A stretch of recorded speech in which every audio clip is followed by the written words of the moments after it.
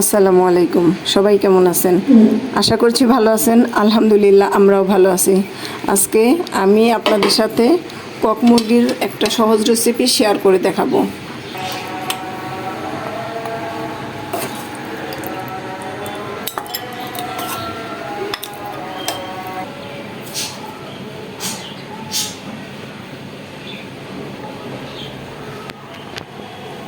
তো চলুন রান্নাটা শুরু করা যাক।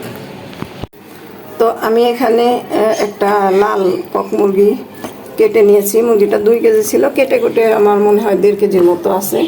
এখন এটাকে রান্না করব। তো চলুন চুলায় একটা হাঁড়ি দিয়ে দিই। হাঁড়িটা গরম হয়ে গেছে। এখন আমি তেল দিয়ে নিলাম, পরিমাণ মতো তেল দিব। আমি এখানে 1 কাপ পেঁয়াজ কেটে রেখেছি, সেটা দিয়ে দিলাম।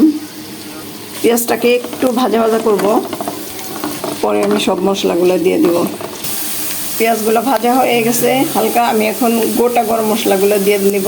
এখানে দিয়ে দিচ্ছি 2টা তেজপাতা ছিঁড়ে দিলাম, 4-5 টুকরা দারুচিনি, জয়ত্রী দিলাম, 2টা স্টার মশলা দিলাম। এখানে আছে কয়েকটা কাবাব চিনি এবং গোলমরিচ মিলে গেছে, আর আছে লবঙ্গ এবং কয়েকটা ছোট এলাচি, 8টার মতো হবে।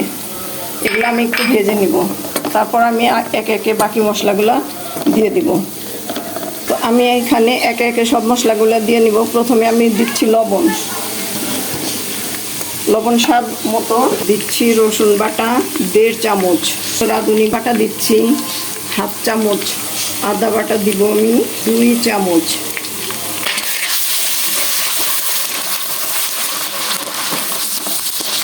চুলার জালটা একটু কমিয়ে দিচ্ছি। জিরা বাটা দিব আমি 1.5 চামচ। এখানে আমি মিষ্টি সস বা মৌরি যেটাই বলেন আপনারা, সেটা দিব আমি 1 চামচের একটু কম। আমি মশলাগুলো আগে ভালো করে কষিয়ে নিব, তারপর একটু পানি দিব। চুলার জালটা একটু বাড়িয়ে দিলাম,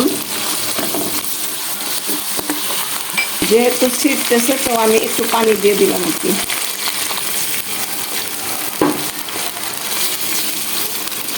এই পর্যায়ে আমি একটু কষিয়ে নিব। এখন দিচ্ছি আমি লাল মরিচের গুঁড়া 2 চামচ দিলাম, দিব হলুদের গুঁড়া 1.5 চামচ, ধনিয়া গুঁড়া 1 চামচ, একটু বেশি। এখন আমি মশলাগুলোকে ভালো করে কষিয়ে নিব। তেলটা ভেসে উঠলে আমি মাংস দিব।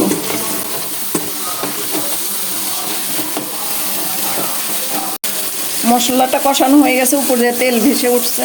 এখন আমি মাংসগুলো দিয়ে দিব।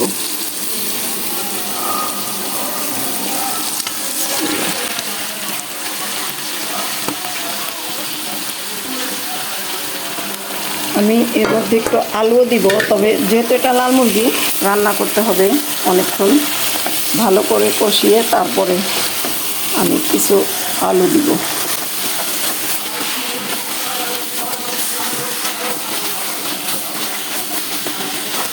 আমি মাংসটাকে ভালো করে মশলার সাথে মিশিয়ে এখন আমি বেশ কিছুক্ষণ লো আঁচে ঢেকে রাখবো।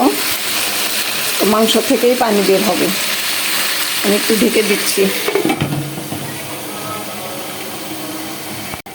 ঢাকনাটা খুলে আমি এখন একটু নেড়ে দেখব কী অবস্থা।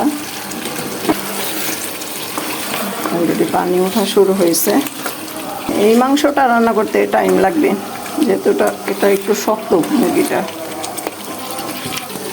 সাথে আমি একটু প্লেন পোলাও করব, সেজন্য আমি চালটাকে রেডি করব। এখন আমি এখানে 5 পট বিন্নি ধানের চাল নিছি। সেটা অনেকে বেগুন বিচিও বলে, আবার অনেকে বিন্নি ধানও বলে চাল। এখন এটার গন্ধটা ঠিক আপনার কালো জিরা পোলার চালের মতোই। আপনারা কি বলেন জানাবেন। দেখেন চালগুলা দেখেন, একদম গোল গোল, আমার বোনের ক্ষেতের চাল।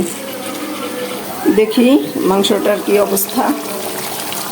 এই পর্যায়ে দেখেন অনেক পানি উঠে গেছে মাংসে। এই পানি দিয়েই মাংসটা কষানো হবে। পরে আমি একটু গরম পানি অবশ্য অ্যাড করব। আমি মিডিয়াম লো হিটেই রান্না করব মাংসটা, কারণ হইতে অনেক টাইম লাগবে এটা। আমি ঢেকে দিচ্ছি, দেখি আবারও কি অবস্থা। এই যে অনেক তেল, একদম মুরগিটাই তেল বেশি। আমি একটু পানিও দেইনি, মুরগি থেকে অনেক পানি উঠছে। এরকম বেশ কিছুক্ষণ নাড়াচাড়া করতে হবে, কিছুক্ষণ পরপর ঢেকে দিতে হবে, একটু মাঝে মাঝে নেড়ে দেখতে হবে। আমি আবারও ঢেকে দিচ্ছি, এভাবে হতে থাক। এখন আমি অন্য চুলায় পোলাও বসিয়ে দিচ্ছি। পোলাওয়ের জন্য আমি চালটা রেডি করছি, এখানে আমি যা যা মশলা লাগবে সেগুলো দিয়ে নিছি। এখন আমি অন্য চুলায় হাঁড়ি দিয়ে দিলাম, হাঁড়িটা গরম হয়ে গেছে। আমি এখন প্রয়োজন মতো তেল দিয়ে নিব। আমি রান্নার রেগুলার তেলটাই দিব, সয়াবিন, পরে আমি ঘি অ্যাড করবো হরাক দিয়ে।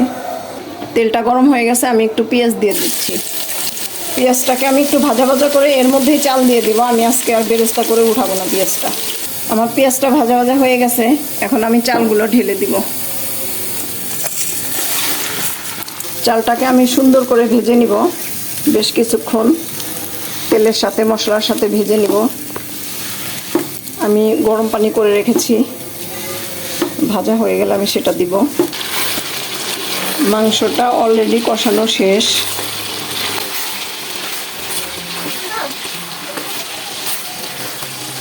এ পর্যায়ে আমি একটু আলু কেটে রেখেছি, সেগুলো দিয়ে দিচ্ছি। আমি আলু দিয়েও বেশ কিছুক্ষণ কষাবো, লাগলে একটু পানি দিব আর কি। সামান্য পানি লাগবে হয়তো বা, কারণ এখানে কোনো পানি নাই, মশলা আর তেল। আমি অল্প একটু পানি দিচ্ছি, খুবই সামান্য। ঢেকে দিব।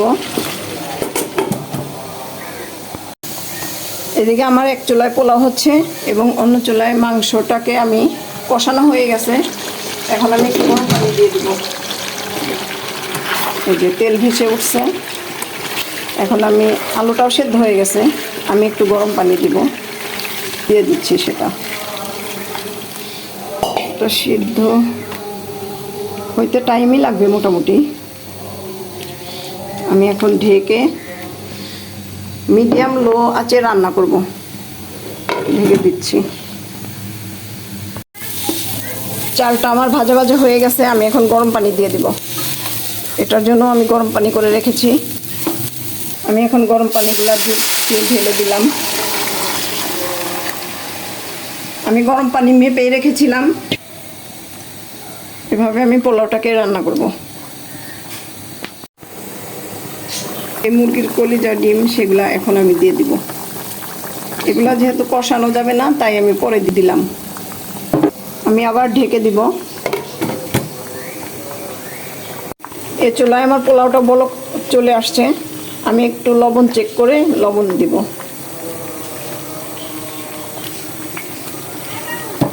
একটু লবণ লাগবে, অল্প একটু লবণ লাগবে।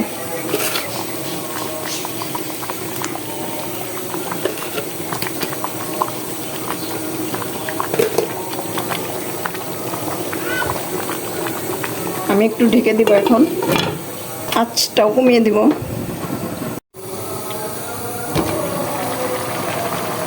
এখন আমি 4-5টা কাঁচামরিচ এবং কিছু কিশমিশ দিয়ে দিব।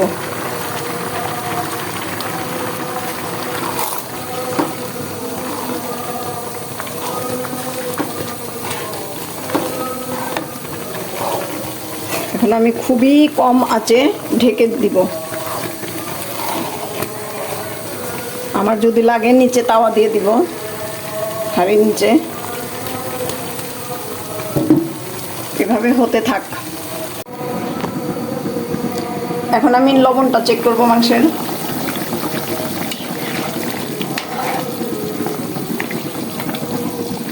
এখনো মাংস রান্না হয় নাই, দেরি আছে হইতে।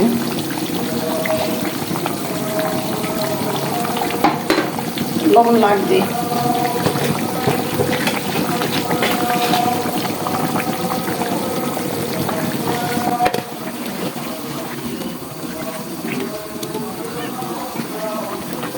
তো মাংসটা হতে থাক, আমি এটাকেও কম আঁচে দিয়ে ঢেকে দিব। ওটা এখন হয়ে গেছে, আমি ঢাকনা খুলে দেখাচ্ছি আপনাদের। আমি একটু নেড়ে দেখাচ্ছি, দেখেন পারফেক্ট পোলাও, ঝরঝরা।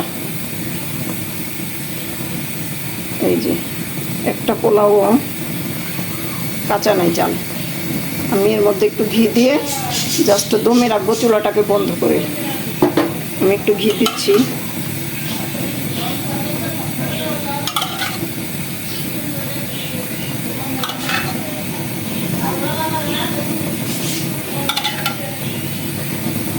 আমি বেশ খানিকটা ঘি দিয়ে দিলাম। এখন আমি ঢাকনা দিয়ে চুলাটা বন্ধ করে দিব। এই চুলাটা বন্ধ করে দিলাম, এইরকম থাক, আমি পরে বেড়ে দেখাচ্ছি আপনার। প্রায় আধা ঘন্টা হয়ে গেছে আমি যে অল্প আঁচে দিয়েছিলাম চুলায়। এখন আমি দেখতেছি মাংসটা হয়ে গেছে। এই যে আপনাদের যদি লাগে আর একটু পানি দিতে পারেন, গরম পানি, কিন্তু আমারটা সিদ্ধ হয়ে গেছে মাংস, এবং ঝোলটাও ঠিক আছে।